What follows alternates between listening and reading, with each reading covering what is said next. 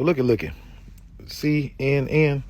They're going to say some real good shit in here. Shit that I be getting in trouble for. But just tell me if you catch anything that's kind of very interesting. You should write down some stuff too. Check this out. State of London and the Vatican, a third city-state was officially created in 1982. That city-state is called the District of Columbia and is located on 10 square miles of land in the heart of Washington. The District of Columbia flies its own flag and has its own independent constitution. Although geographically separate, the city-states of London, the Vatican, and the District of Columbia are one interlocking empire called Empire of the City. The flag of Washington's District of Columbia has 3 red stars, one for each city-state in the 3-city empire. This corporate empire of 3 city-states controls the world economically through London's inner city, militarily through the District of Columbia, and spiritually through the Vatican. The Constitution for the District of Columbia operates under a tyrannical Roman law known as Lex Fori, which bears no resemblance to the U.S. Constitution. When Congress passed the Act of 1871, it created a separate corporate government for the District of Columbia. This treasonous act allowed the District of Columbia to operate as a corporation outside the original Constitution of the United States and outside of the best interests of American citizens. A sobering study of the signed treaties and charters between Britain and the United States exposes a shocking truth. The United States has always been, and still is, a British Crown colony.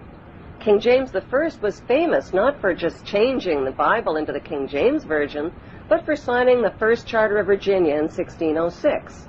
That charter granted America's British forefathers a license to settle and colonize America.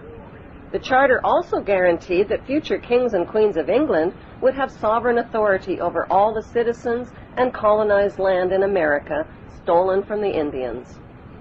After America declared its independence from Great Britain, the Treaty of 1783 was signed. That treaty specifically identifies the King of England as the Prince of the United States and contradicts the belief that America won the War of Independence. Although King George III of England gave up most of his claims over his American colonies, he kept his right to continue receiving payment for his business venture of colonizing America. If America had really won the War of Independence, they would never have agreed to pay debts and reparations to the King of England. When Congress passed the 13th Amendment to the Constitution, the U.S. President was made subservient to the King of England. The 13th Amendment is called the Title of Nobility Amendment and forbids U.S. presidents and their officials from using royal titles like king or prince or baron. For some mysterious reason, the 13th Amendment, which was ratified in 1810, no longer appears on current copies of the Constitution. America's blood-soaked War of Independence against the British bankrupted America and turned its citizens into permanent debt slaves of the king. In the War of 1812, the British torched and burned to the ground the White House and all U.S. government buildings and destroyed ratification records of the U.S. Constitution. 1 century later, a corrupt U.S. Congress committed the biggest theft in world history. They passed Paul Warburg's Federal Reserve Act in 1913, handing over America's gold and silver reserves and total control of America's economy to the Rothschild banksters.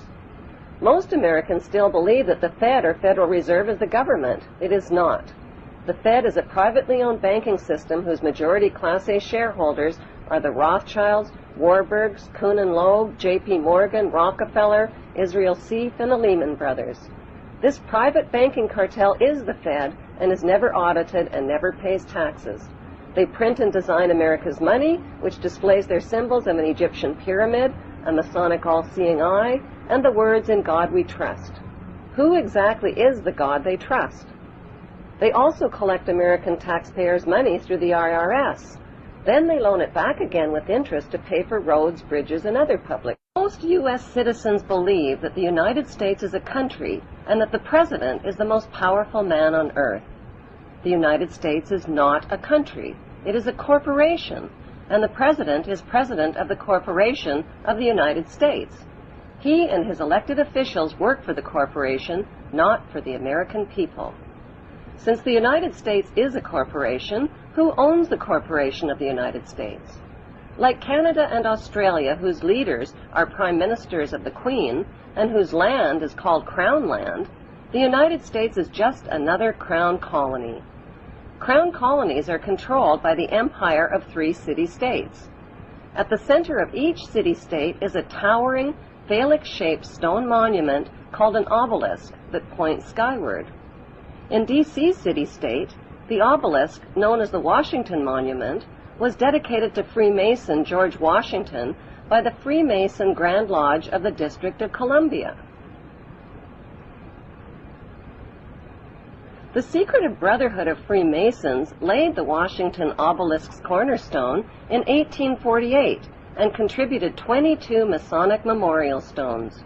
250 Masonic lodges financed the Washington Monument obelisk, including the Knights Templar Masonic Order.